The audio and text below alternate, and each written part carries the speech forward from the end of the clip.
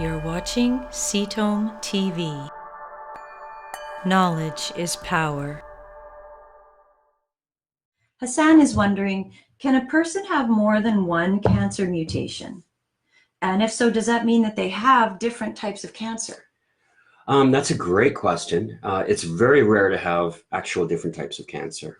What we do see a lot when people have an inherited genetic mutation, what that basically means is that all of their cells in their body are going to have that mutation. And so therefore that mutation is going to affect each tissue differently.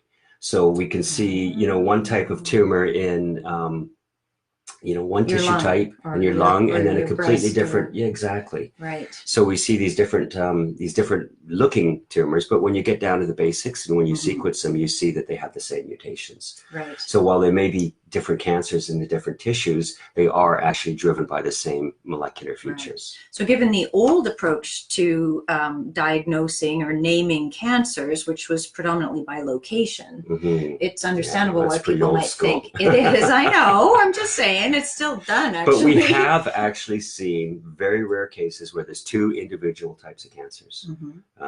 We had a case of angiosarcoma and breast cancer, and angiosarcoma is a cancer of the blood vessel linings, and that can happen as a response to chemotherapy, for treatment of breast cancer, but only under a certain genetic background. I see. So if you have certain mutations that may not be involved with your breast cancer or may be involved with your breast cancer, and then you get this radiation exposure or chemotherapy exposure, you create new mutations that can create a new subtype of a disease. It's not related to the original one.